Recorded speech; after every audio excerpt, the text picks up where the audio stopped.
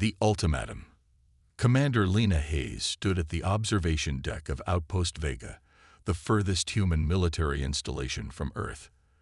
The stars stretched endlessly before her, beautiful and terrifying in their vastness. She'd spent 15 years in the United Earth Space Force, but nothing had prepared her for what the long-range sensors had detected 3 days ago. "Commander, the Drazeri envoy has arrived at Docking Bay 4. Lieutenant Cooper's voice crackled through her comm unit. "Admiral Zhao is requesting your presence for the diplomatic reception." "On my way," Hayes replied, her gaze lingering on the starfield. Somewhere out there, hidden among those distant points of light, was the Drazeri Armada, a fleet so vast that when their advanced scouts had first detected it, they'd assumed it was a sensor malfunction. The diplomatic reception was already underway when Hayes arrived. The Drazeri ambassador, Varric, towered over the human delegation at nearly 8 feet tall.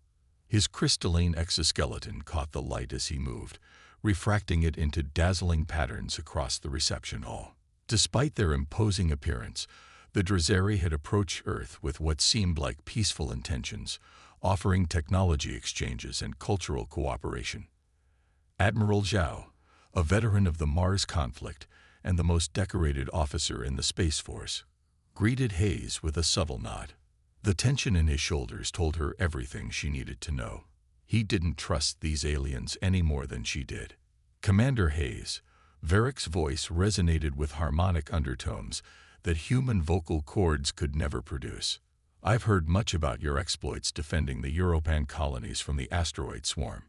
Your species shows remarkable ingenuity despite your technological limitations." Hayes caught the condescension in his tone, but maintained her diplomatic composure. "We make do with what we have, Ambassador. Humanity has always been adaptable." "Indeed," Varric agreed, his multifaceted eyes reflecting Hayes' image back at her. "Adaptation is essential for survival. Some species, unfortunately, fail to adapt quickly enough when circumstances change." The implied threat wasn't lost on Hayes or Admiral Zhao. 3 hours later, in the secure briefing room, Hayes reviewed the sensor data with the station's intelligence team. "There's no mistake, Commander," Chief Analyst Dr. Eliza Kim confirmed, pointing to the holographic display. "The Drazeri fleet isn't positioned for diplomatic engagement. They're in a standard invasion formation. And these energy signatures." She highlighted several massive vessels at the center of the formation. "They're consistent with planet cracker weapons." Hayes studied the display, a cold dread settling in her stomach. "They never came for diplomacy." "It gets worse," Dr. Kim continued. "We've decrypted some of their communications. They refer to Earth as Resource World 3781. They're not here to make friends. They're here to strip mine our planet." Admiral Zhao's expression hardened, "And they think we'll just roll over and let them." "No," Hayes replied. "They think we can't stop them. And with their level of technology, they might be right." Over the next 2 weeks, as the Drazeri continued their charade of diplomacy, humanity scrambled to prepare. Every nation on Earth set aside their differences in the face of extinction. The Human Defense Coalition was formed, bringing together the planet's best scientists, strategists, and soldiers. Project Blackout, conceived years earlier as a theoretical defense against solar flares, was fast-tracked under Hayes' supervision. If it worked, it would give humanity a fighting chance. If it failed, Earth would fall. On the 30th day after first contact, Ambassador Varric finally dropped the pretense. During what was supposed to be another round of cultural exchange talks, the Drazeri activated a holographic display showing their full armada. Thousands of warships now positioned throughout the solar system. "Your deception was unnecessary," Admiral Zhao stated calmly. "We've known your intentions since the beginning." Varric's crystalline form shimmered with what Hayes had learned was amusement. "Yet you continued this diplomatic farce. Fascinating. Most species beg for mercy when they see our armada. Humanity doesn't beg," Hayes interjected, standing shoulder to shoulder with Zhao. "We negotiate, we adapt, and when necessary, we fight." With what? Varric gestured dismissively at the holographic representation of Earth's modest space fleet. Your most powerful weapons are children's toys compared to ours. Your defenses would collapse within hours. Then why the pretense? Zhao asked. Why not simply attack? Efficiency, Varric replied. Undamaged resources are more valuable than those that must be salvaged from ruins. Surrender now, and your species will be allowed to exist as a servitor race. Resist, and you will be eradicated. The ambassador's tone was matter-of-fact, as if discussing the weather rather than the extinction of humanity. We will need time to communicate your proposal to our governments, Zhao said carefully. You have 48 Earth hours, Varric responded. Then we begin the harvest, with or without your cooperation. As the Drazeri delegation departed, Hayes turned to Zhao. We're not actually considering surrender. The Admiral's expression was grim but determined. No, Commander. We're buying time. Project Blackout is our only hope now. He handed her a data crystal.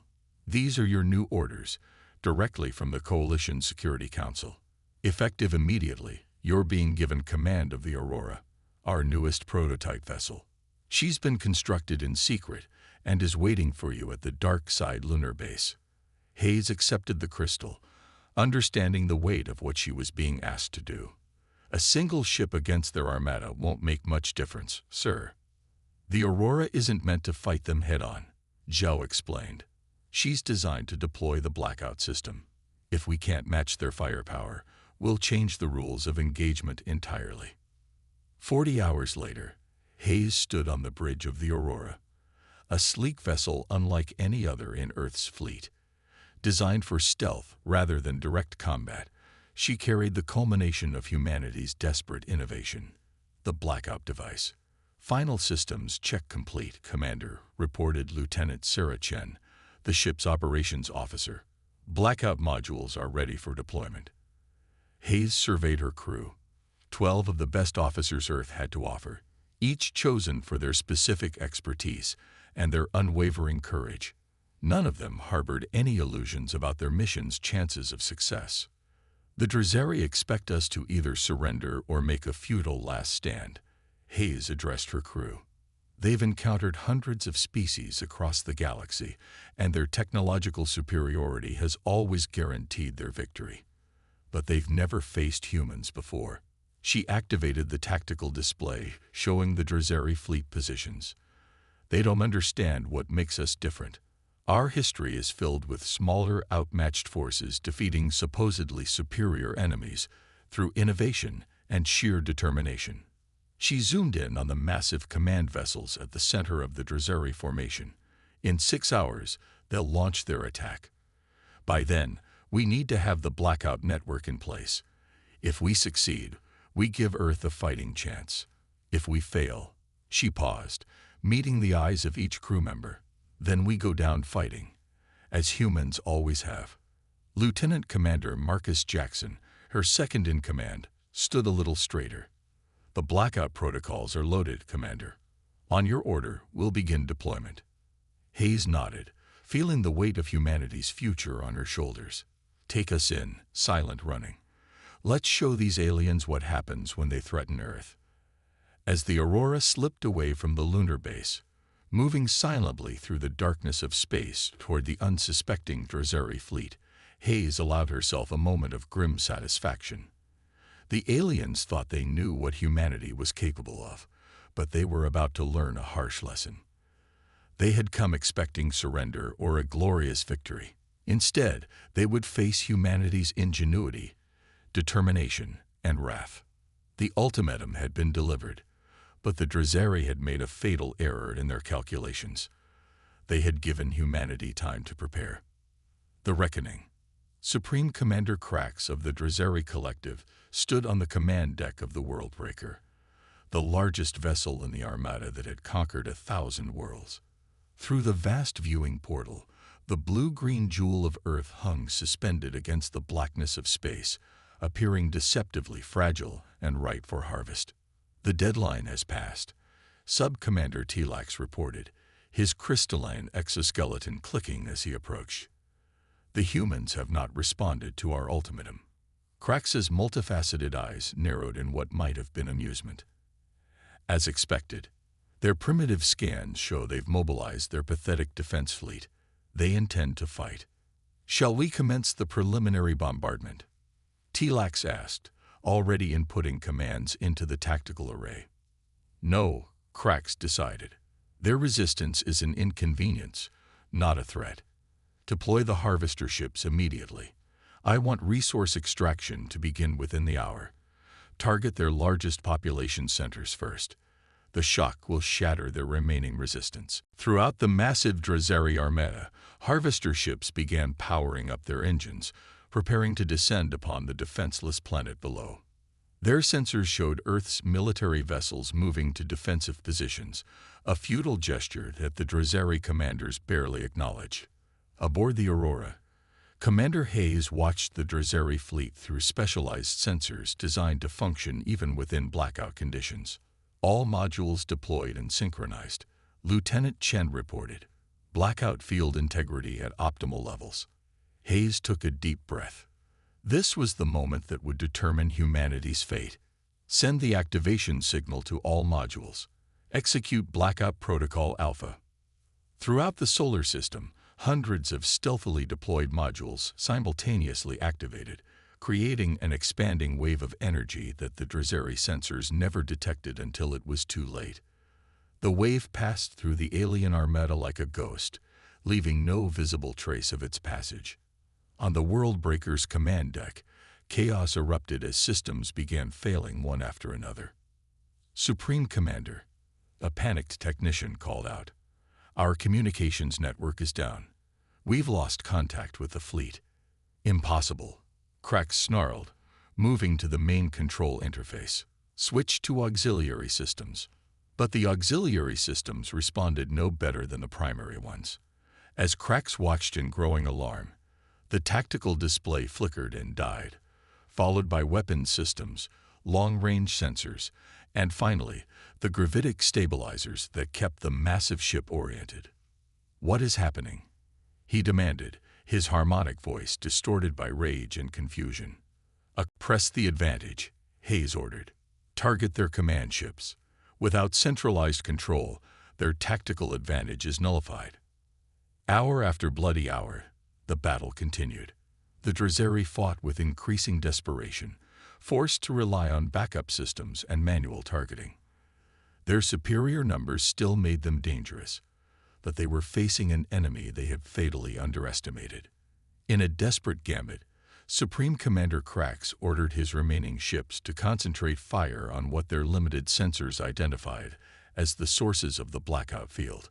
The modules deployed throughout the solar system. Some were destroyed, creating temporary gaps in the field that allowed a few Drazeri vessels to escape into faster-than-light travel. But it wasn't enough. For every module destroyed, the humans activated backups.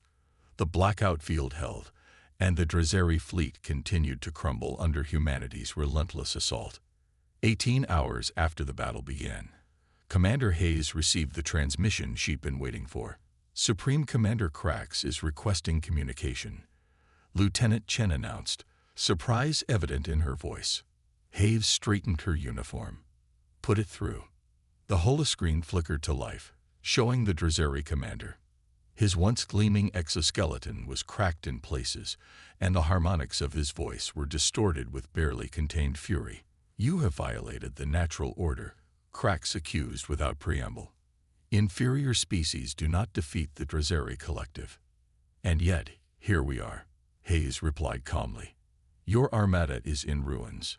Your harvesters have been destroyed. The inferior species has beaten you, Supreme Commander. How? The question seemed torn from Krax's very core. How could primitives like you develop technology that negates our quantum systems? Hayes allowed herself a small smile. You made the mistake that so many conquerors have made throughout human history. You judged us by our apparent technology level rather than our potential. You gave us time to prepare, time to adapt. She leaned forward, her voice hardening. Humanity has been fighting against superior forces throughout our history. We've become very good at finding weaknesses and exploiting them. Your quantum technology is advanced, but once we understood its principles, we found ways to disrupt it. Krex's multifaceted eyes flashed with hatred. This defeat changes nothing. The collective will return with an armada 10 times this size. We will eradicate your species from the galaxy. No, Hayes countered, you won't. Because this isn't just a defeat, it's a warning. The blackout technology now surrounds Earth, and we're already deploying it to our colonies. Any Drazeri ship that approaches our worlds will find itself crippled and vulnerable. She activated a secondary display, showing the Drazeri home system. Additionally, we've taken the liberty of sending unmanned probes carrying blackout technology to your home planets. They'll remain dormant unless your collective attacks any human world again.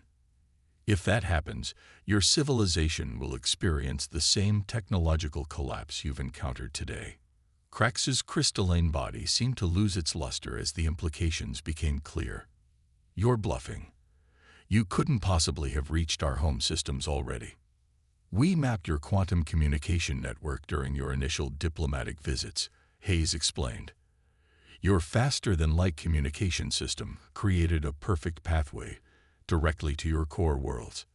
We simply followed it back. Would you like to test whether I'm bluffing? The silence that followed told Hayes everything she needed to know. These are our terms, she continued. The Drazeri Collective will withdraw from Earth space immediately. You will acknowledge human territory as sovereign and prohibited to all harvesting operations. You will provide reparations for this unprovoked attack, and you will spread the word to other spacefaring civilizations. Earth is not to be trifled with. And if we refuse? Krex asked, though with noticeably less confidence. Then we activate the blackout probes, and the mighty Drazeri Collective reverts to pre-spaceflight technology. Hayes replied simply. Your choice. 3 days later, Commander Hayes stood once again on the observation deck of Outpost Vega, watching as the remnants of the once mighty Drazeri fleet limped away from Earth space. Admiral Zhao joined her, his weathered face showing the fatigue of the past weeks. The Security Council has ratified the treaty, he informed her. The Drazeri Collective has officially acknowledged Earth and all human colonies as sovereign territory, exempt from resource harvesting in perpetuity. Hayes nodded, her eyes still fixed on the retreating alien ships. They'll be back someday. Not for conquest, perhaps, but they won't forget this humiliation. No, Zhao agreed, but neither will the rest of the galaxy. 4 other spacefaring civilizations have already reached out for diplomatic relations since news of the battle spread. It seems defeating the undefeated Drazeri has earned humanity some respect. Respect born of fear, Hayes observed. The best kind, when dealing with potential conquerors, Zhao replied pragmatically. Your promotion to Admiral has been approved, by the way. The Aurora will be the flagship of our new deep space defense fleet. Hayes finally turned away from the viewport. The stars have gone silent for now, Admiral, but there are more threats out there than just the Drazeri. We need to be ready. We will be, Zhao assured her. Humanity has announced its presence to the galaxy in a way no one can ignore. The message is clear. Underestimate us at your peril. As Hayes took one last look at the stars stretching endlessly before her, she couldn't help but feel that this was not an ending, but a beginning. Humanity had faced its first true galactic threat and emerged victorious against overwhelming odds. The stars had gone silent for now, but Earth's voice had just begun to be heard across the cosmos, and it had started with a warning that none would soon forget.